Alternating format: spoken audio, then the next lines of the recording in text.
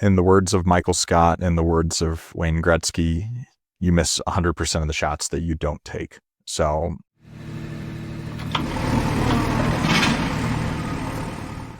All right, welcome everybody.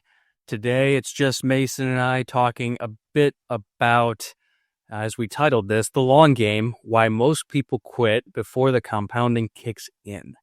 Before we dive in, how's it going, Mason? things are good. I think that this is a timely conversation, especially now that I'm, halfway through my third year in business, which I've always kind of considered my first 4 years in business as college 2.0 of really getting to learn the ropes and be okay, making money on deals, losing money on deals, but more importantly, building a truly sustainable business that can operate and perform financially well for the long term. So I'm looking forward to the discussion today. Yeah, I love the way you said that because that expectation is so much more reasonable and puts you in a position to be successful as opposed to, I need to make a ton of money in 90 days. It's, hey, I'm making money while going to college 2.0. I really like that and gives you an appropriate time horizon to really learn. Yeah, and I think a lot of people that might be older listening to it might think 4 years, like you're still brand new at this. And that's what I say. I mean, I was on a call right before this talking to someone that's done tons and tons of huge land entitlement deals. And they're like, oh, would you be interested in this? And I just told them, no, I'm still walking. I'm still brand new in this space. And while I am, incrementally growing as a business person, 3.5 years, you can only do so much. And I think that there's going to be some potentially contrarian views that we're going to talk about that I've had to be humbled by, of bigger being better and just jumping and adding zeros to it and doing things that are kind of outside of your scope or beyond your reach. That might be different to what the advice I would have given myself whenever I was 22 or 23. Yeah, I loved what Andrew Kushman said a few weeks ago. For anyone that listened to that one, that was a solid episode. He goes, yeah, for people who just got into the business in the last 10 years. I love that. Just got into the business in the last 10 years. That is, I mean, pretty succinct. You're still a newbie really for a long time. And even if you master a certain strategy quickly, as you level up, you become a newbie again, really at all levels. Well, and I mean, think about it. We're going to relate a lot of what we're talking about today directly to the land flipping / investing businesses. And I think that whenever you look at some of the larger scale development projects that are going on within your community or around you or throughout the country, many of them take 20 to 30 years to complete. And that's just one project. And that was not that developer's first project, probably. And I think being able to really zoom out and get perspective and understand some of the life cycle of learning a new thing and how much time it truly takes, it'll be beneficial. So I look forward to getting feedback from all of you on this episode, whether you're new in the space or have been around for 20, 30, 40 years. Yeah, I spoke to another developer yesterday. He's doing a big project out towards Canyon City. He goes, yeah, this will be my project for the next 10 years, right? And because it's a large entitlement play. So I think we've made our point. So let's get into it. Mason, I think you're better at explaining it than I am. Do you want to hit on the Dunning-Kruger effect a bit? If you don't have, your phone in front of you, just think about it, take a note, and look up the Dunning-Kruger effect just so you can see the chart. But the way to visualize it is on the vertical axis, it's confidence, and on the horizontal axis, it's competence. And it starts with, nothing whenever you're at zero. And then as soon as you gain a little bit of knowledge, you just have an enormous amount of confidence in yourself, which the image that I'm looking at right now calls it the peak of Mount Stupid. And then as you start gaining more competence and more knowledge, you cross into the valley of despair. And then slowly but surely, you start having growth to slope of enlightenment and then the plateau of sustainability, which just takes an enormous amount of time. And I think the way that it relates to me is and I've shared the story numerous times, but my very first deal that I sent 300 letters and made 115 grand on and didn't know what I was doing in any capacity really created an overwhelming sense of confidence in my own ability. Whereas now I look back and I'm like, I just got extremely lucky with my very first deal. But I think that whenever you are untouchable and you're just making money after, tons of money and just hitting base hits or home runs on deal after deal after deal, you start thinking that it's some inherent ability that you have rather than getting lucky. And I think that what ends up happening is as soon as you start having deals not go your way and you start learning more and more and more and recognizing, hey, this was not my own success. I was successful from the standpoint of I took action and took a risk and it worked out in my favor. But it was nothing more than luck that generated the returns that I received on those particular deals, especially at the beginning whenever there wasn't enough data to indicate whether or not what I was doing was actually working. And that has definitely led to a valley of despair, which I think has a tendency to lead to inaction, which causes a lot of people to end up leaving this business or any sort of real estate investing business or any sort of entrepreneurship journey of owning your own company. But I do think that if you can make it out of that valley, that's where really sustainable growth and effective business ownership starts coming in. Yeah, before we started recording, I said to Mason, it reminds me of teenagers, 12, 13, 14-year-olds thinking they know everything. They're so confident they want to get away from their parents. And then by the time and this varies for everyone, but a lot of times people are in their early 20s and they're like, I don't know what the heck I'm doing. And of course, it's a different time scale for everyone, but it reminds me of that very much. And I think that's a good analogy to the Dunning-Kruger effect just in life. Yeah, well, it's funny too, because I'm 30 now, and I remember whenever I was a teenager, I thought 30-year-olds were so old and they understood the world and knew what was going on. And I think whenever I joined corporate America and I met people a lot older than I was that were a lot dumber than I was intellectually, had more life experience, but maybe intellectually not as intelligent as me. And I was just like, holy crap, the world is run by kids that grew up. And that's really what it is. Your prefrontal cortex finishes developing when you're about 26, 27 years old. And I think that you are able to start having a little bit more growth after that. But man, we're all just kids that grew up that happened to get into positions, whether it was by luck or, the lottery of birth of who your parents were, where you grew up. And I think that, it adds a lot of confusion to all of this whenever you realize how much you don't control. So, I mean, I've heard 6-year-olds say that about themselves and their peers too. So that goes on forever, I think. But I don't want to discount the fact that you did take action, because that's such a difference maker, and everyone who is successful does that. So you got lucky, but you put yourself in the position to get lucky, and many people never do. So really important to acknowledge that. And one more thought I wanted to add is, anyone listening to this probably listens to a lot of the business podcasts and real estate podcasts, and this is talked about a lot. And I've heard it recently as far as, the whole valley of despair and sticking with one thing. But what we wanted to do to make this unique and different is really get into the actual tangible benefits, what we're seeing in our business today. I mean, of course, we're both still in the big picture newer. I'm about, 6 years into land. But that's still pretty new. But there are some really tangible benefits that I'm getting having stuck with one thing for even that period. And so I think that's what we really wanted to get into here. So anyone listening to this who's a few years in or wanting to start has a better expectation of time frame and what they're in for.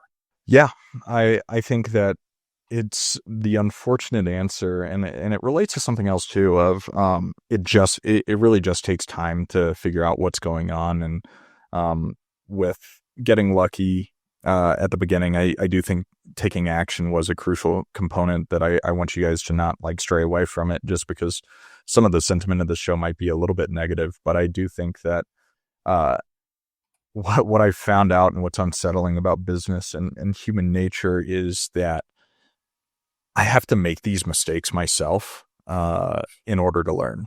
And it's so frustrating because I have so many effective mentors, and I've read so many books and listened to so many podcasts that, tell me all the wrong things to not do. And yet here I am having made those mistakes over and over and over again until it's beat into me. But I do think that time in the business, it's the same sentiment of time in the market rather than timing the market is one of the best indicators of, investment growth. It's the same thing as business, which a lot of the themes of the show is surrounding compounding growth. And I feel like there's, I wrote an article on LinkedIn that I encourage you guys to check out that might summarize some of these points, better than we do today, maybe, but talking about the compounding effects of effort, knowledge, and capital as it relates to business. And really, we'll be able to break down a handful of those kind of throughout this show. But I mean, with the effort component and the knowledge component, I think one thing that's like directly applicable and relatable to what we're talking about within the land investing space is a simple one, but due diligence.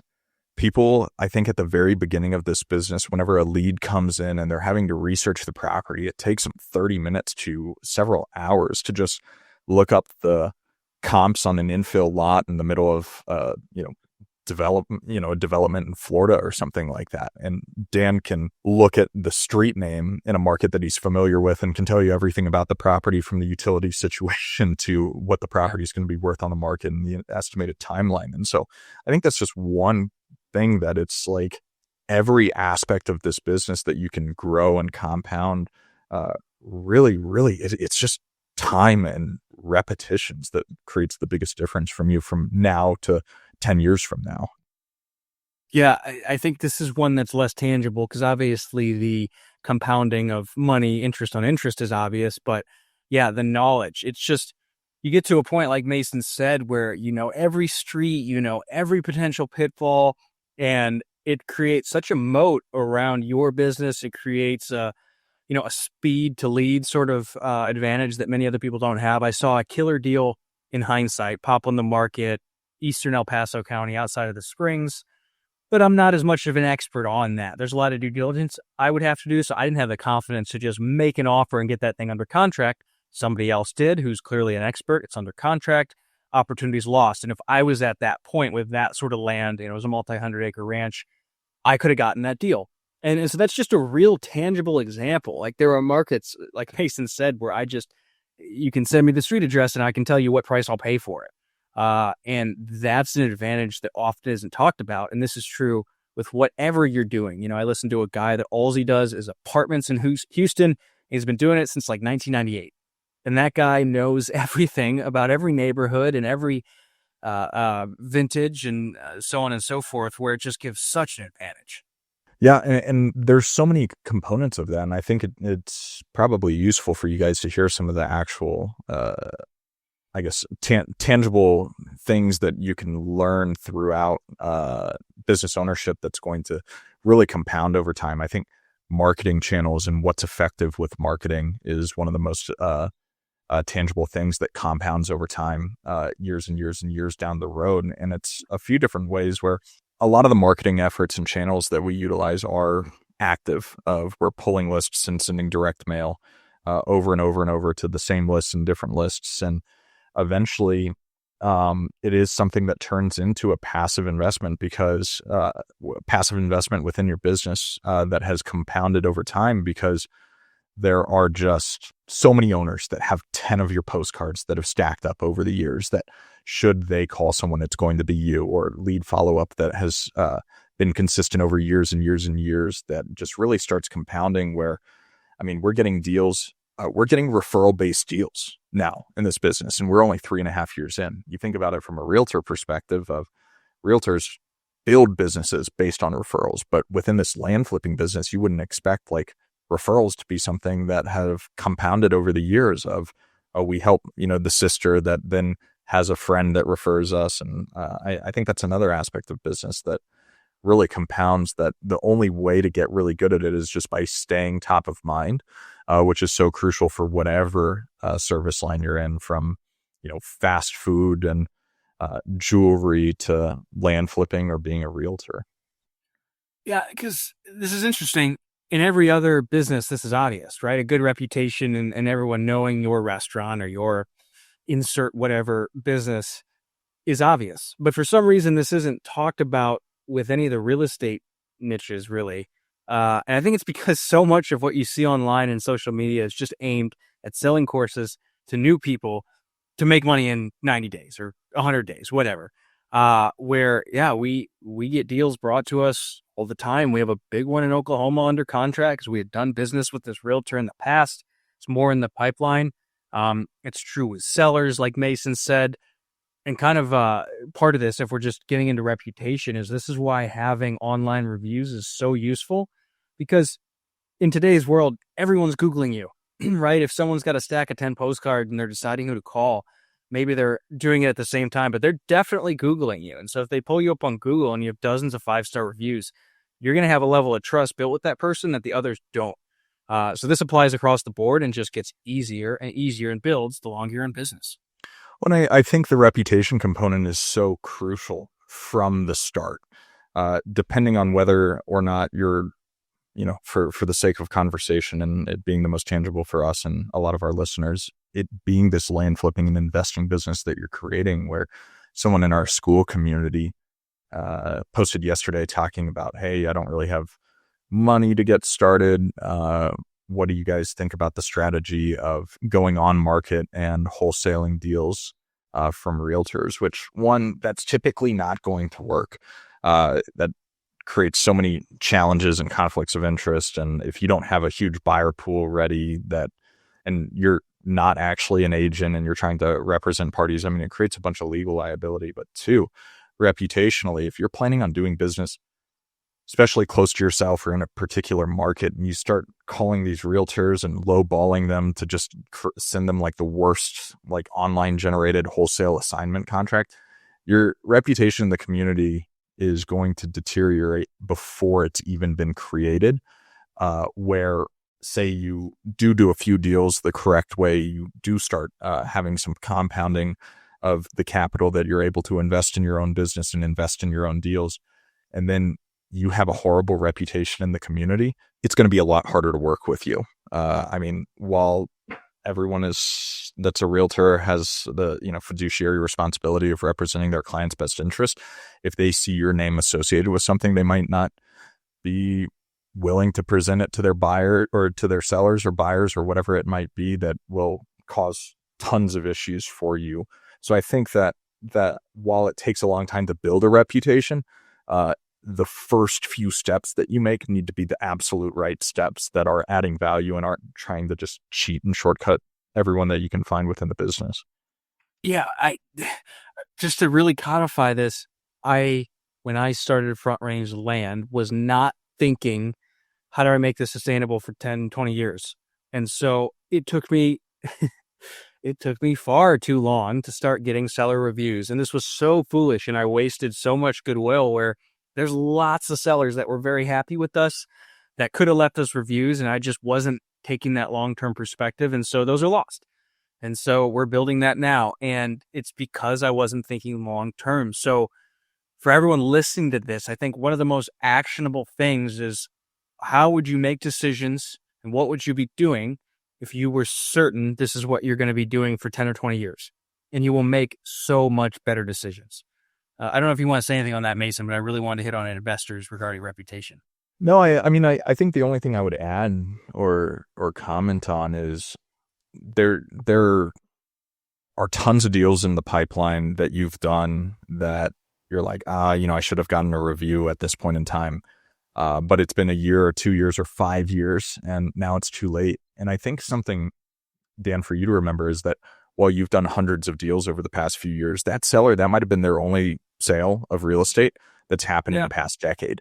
And it's still not too late to go back and say, hey, Joe, it's been a long time. We really enjoyed working with you a few years ago. We're trying to work with sellers similar to you, and in the age of online, it'd be really beneficial for you, for us, if you were able to leave us a review, assuming you still have their contact information, everything like that. So I think, one additional point is never delete a number, delete anyone's, contact information that you have in your CRM and in your pipeline, because I look at it as I've scheduled my realtor exam finally. So, hopefully by the time that this episode comes out, I'll be a licensed broker in Colorado.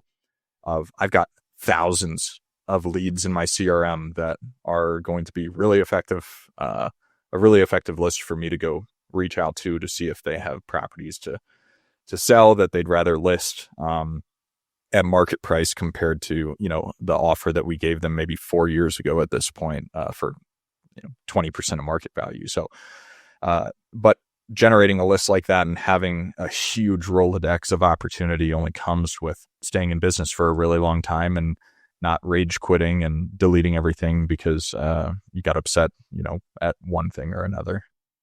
Yeah, I this is so applicable to investors. I think about how much time and effort I had to put into raising money early on. And I still do now because I'm working on much larger deals.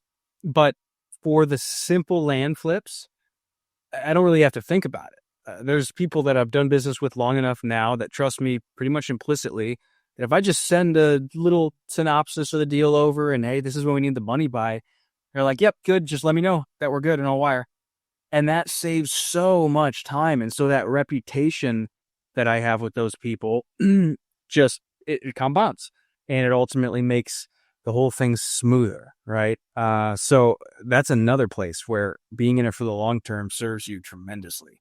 Yeah. And beyond, some of the stuff we've talked about, the reputation and relationships you develop with title agents and closing agents and title officers and the city and the county and everyone else that you're interacting with, all of the stakeholders within your business, them knowing and seeing you for years and years starts to develop a relationship that's just going to add to the, top line and bottom line revenue of your business because you start, when weird deals happen, my title agent's like, hey, I've got this guy, like he just mentioned to me, this, that, and the other thing.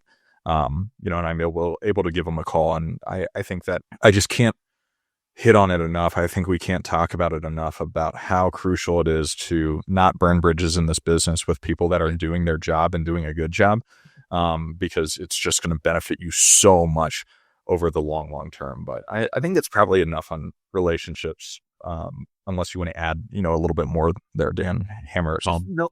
Yeah, the last thought, just as you were saying that, is I can't tell you how much free legal advice, how much free, essentially legal advice from title companies. Just got off the phone with an attorney that's talked to me for 20 minutes about a deal just because he's talked to my real estate group a bunch of times. I would never have gotten that time and attention. And again, it just comes from being in business for the long term. So from contractors, for all these stakeholders, as Mason says it's amazing what it creates when you do business with them and do good business with them over the long term, what they will do for you that they would never do if you were new and they didn't know you. Absolutely. And that right there I think something that can kill a business in the long term is a lot of expense that you don't mean to incur, from contracts being canceled and losing earnest money to, the costs of title reports. I've had deals not go through that title has run tons of reports on and stuff like that I've had title offices I've only worked with one time charge me for it, or attorney offices charge me for their hourly labor associated with it, and other offices that don't even blink an eye because they know that I have been doing business with them for a long period of time. And that just makes me feel more comfortable jumping into a transaction whenever I know I have so many members on my team, even if they don't actually work within my organization. Yeah, I think that's a good way of wrapping that up. Okay, let's keep this going. So I wanted to talk about rentals here quickly because this conversation is often had in a not very honest way or accurate way, I feel like. I don't know if it's because people are talking about they don't actually own rentals or what, but people shit on small rental properties because they don't make a ton of cash flow generally.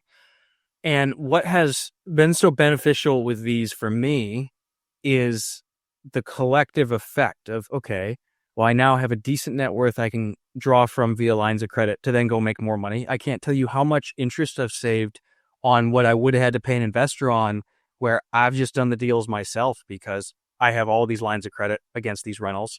That, of course, I have that equity. The amortization that's getting paid down every month is getting substantial. And then, I had a little nest egg built up of just rental income that I then put into land deals. And now that's multiplying again on those land deals. And if I actually had all this summarized and accounted for somewhere, the return I'm getting on these things is outrageous. It's just not all through cash flow. The cash flow is just a little bit over time, but there's a real compounding when you factor it in with everything else.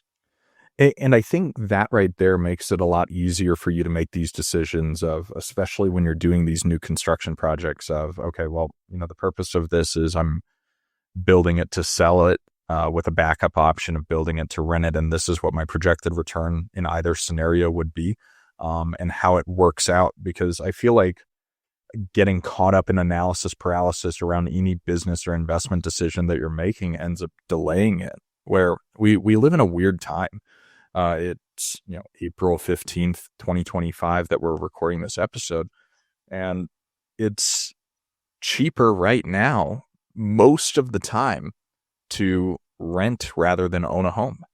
And it's, if you don't plan on living in that house for, I think it's like 6 or 7 years, give or take, just based on amortization schedules and all the different factors at play right now within the real estate market and interest rates and stuff like that, that it might make more sense for you to rent a house. And like, I feel like I'm stuck in this decision of like, renting is so bad and we're looking to move, but it's like the cost of home ownership has gone up substantially, but our current house has been a great investment. So I think being able to do math more quickly is another compounding factor kind of within a lot of the decision-making processes that you do within your personal investing decisions, your actual investing decisions, and then your business ownership decisions. Because without the blink of an eye, I'll send, 2, 5, 10,000 mailer campaigns that might have sat in my like Pebble campaign manager for months, maybe not, but at the beginning of it, that I see a lot of new investors kind of deal with. And I think a lot of decisions that can be made in hindsight now for you very rapidly that maybe would have taken you or someone that's not in your position a lot longer to make that decision. So I don't know if I exactly made my point there, but. Well, I think essentially what you're saying is around financial decisions, you're talking about where you can have SOPs. I keep referencing the guy who's, I think I've got a deal put together with on the big Oklahoma piece, who's been doing large scale subdivisions for longer than I've been alive. And he's like, yeah, if it's at least 1.5 times that we can sell this thing at, and it's in the state he's in, I'm good. He has such a clear, because he's done, just a whole nother level. He's done this for like 40 years, tens or maybe hundreds of thousands of acres at this point. And he knows in his state, if he's got at least a 1.5, he's good. And so I think that's what you're saying is these simple heuristics and SOPs. Yeah, you agree. Okay. So I want to say one more thing, because we're talking about doing one thing, one business, and not varying. And here we've been talking about land, and then I bring up rental properties. And so I just want to make the distinction. The way that I view this is land is an active business. It's my only active business. And that's how I make money. And then the rentals are essentially my, 401k, so to speak.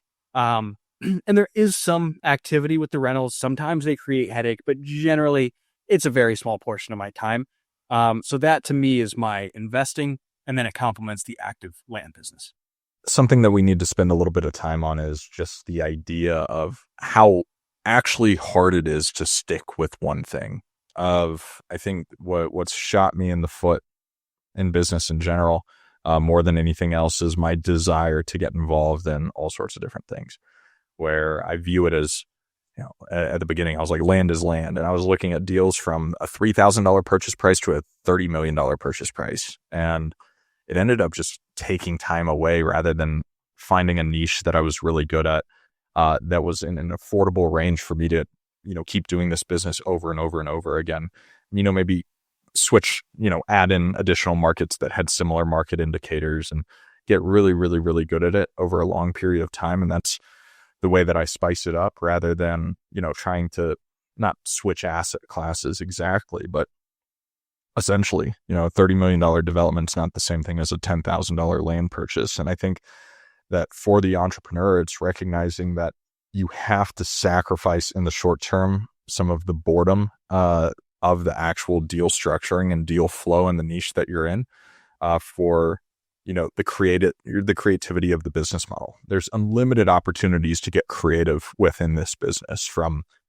I mean, I just listened to Ryan Serhant's "Sell It Like Serhant" book, and he talked about all the crazy stuff he did to sell huge buildings in Manhattan. And I think about that too. Of like, okay, if I'm selling a ranch in Colorado, host a freaking horseback riding free horseback training, or just weird random shit that you can get really creative in within this business.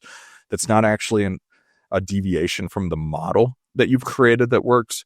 Where you're talking about that connection that has his metrics, where it's he might be deal agnostic, or if as long as it hits these returns in these markets, it works. But you can get really creative with a lot of the structuring and marketing behind it that you can use to, I don't know, satiate that need for creativity and change, but not deviate from what actually works. Because once you deviate from what works, that's whenever all of the compounding results can just deteriorate, besides the knowledge aspect, but like the capital aspect, if you end up wasting or spending a bunch of money on stuff that is just outside of the realm of what you've been gaining all of this knowledge and expertise on.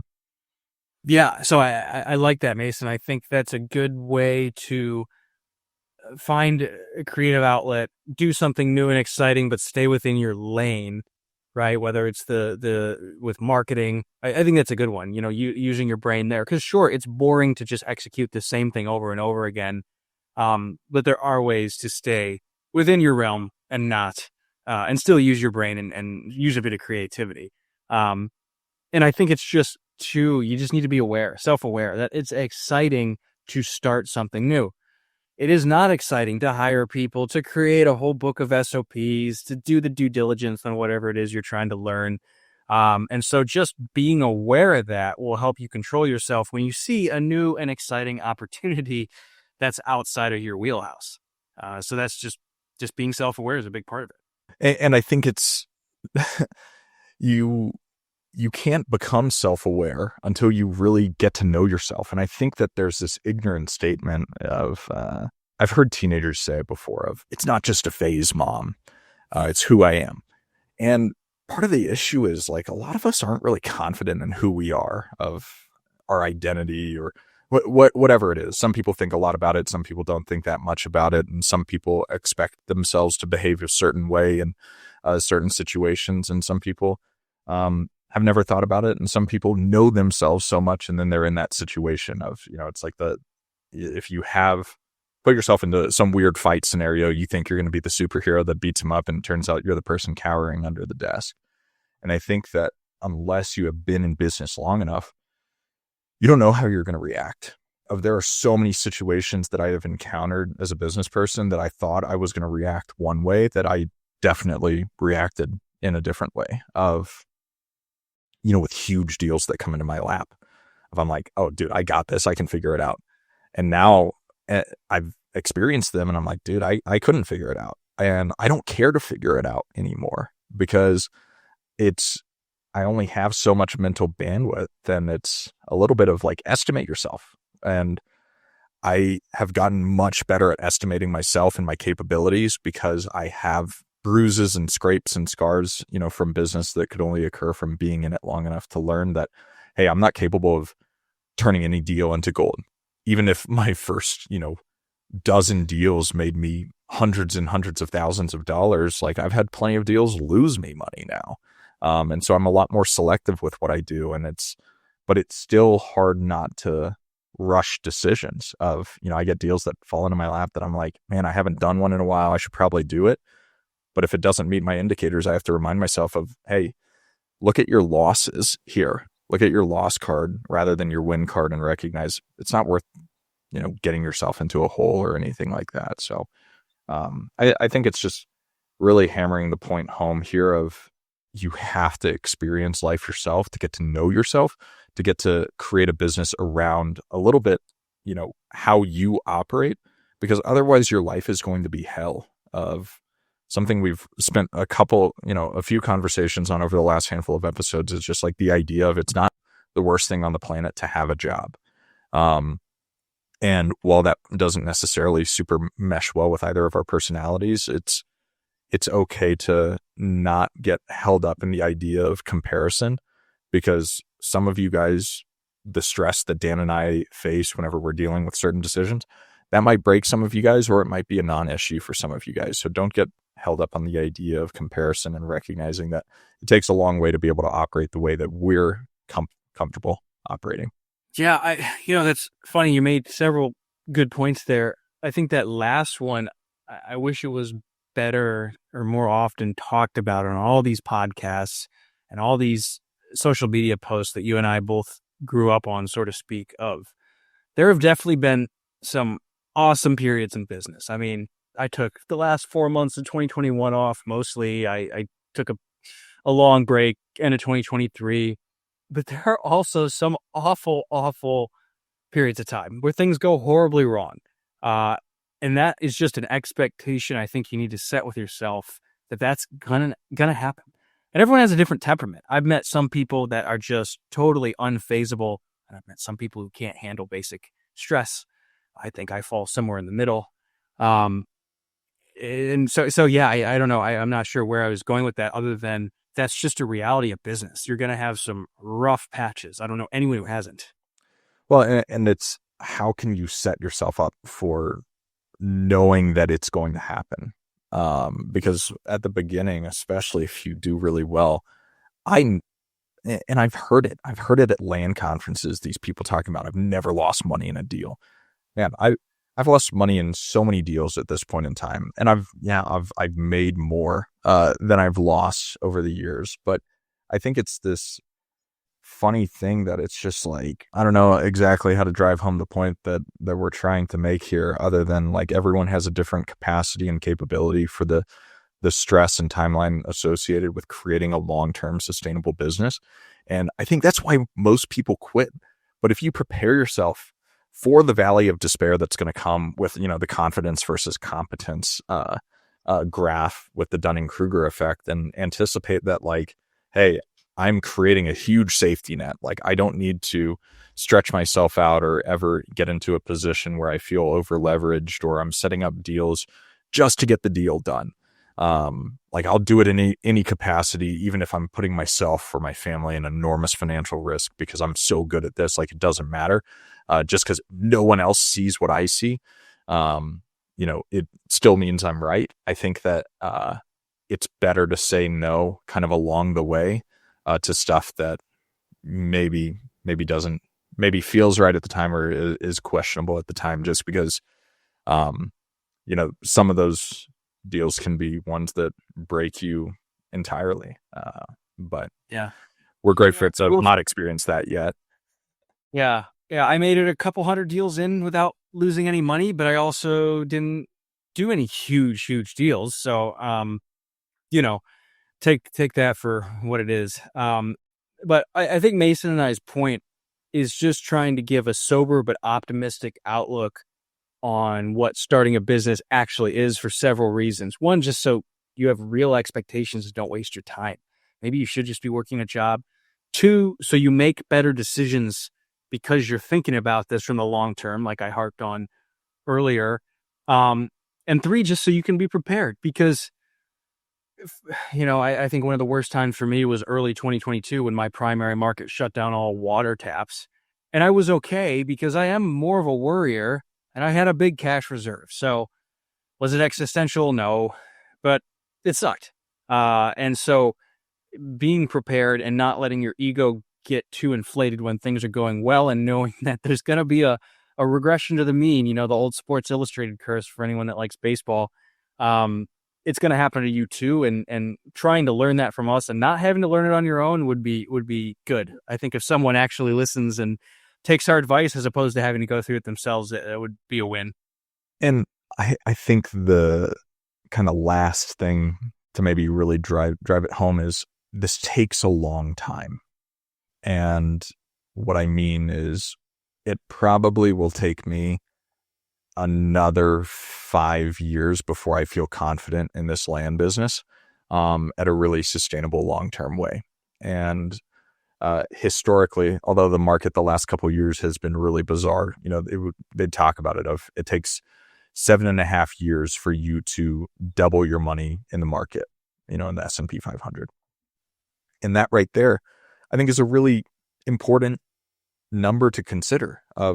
We talk about these ridiculous margins in these land deals of double your money every deal and do it over and over and over and over again. And I think that if you're looking at it from a long-term standpoint of, if you over a 7-year period have doubled to quadrupled to 10x every single dollar that you've put in a business over a 10-year period, you're doing really, really well. And it's not a normal expectation for everything to go right in the first 3 years.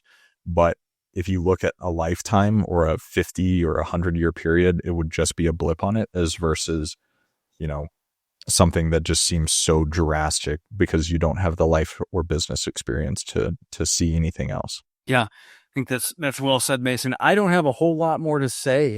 It's just begin with the long term in mind, I think is the point we're trying to make. And you might wake up in 10 years and be where you set out to be. And 10 years really isn't that long of the time. So anything else you want to say before we wrap it up, Mason? Well, in the words of Michael Scott and the words of Wayne Gretzky, you miss 100% of the shots that you don't take. So, no, I think this was fun. We don't discourage anyone from getting started or getting out there and keeping going, because it takes a really long time to become successful. And we're grateful and privileged that you guys get to hear about our experiences as we are working on creating something long-term and sustainable that we're just really now starting to see the compounding effects.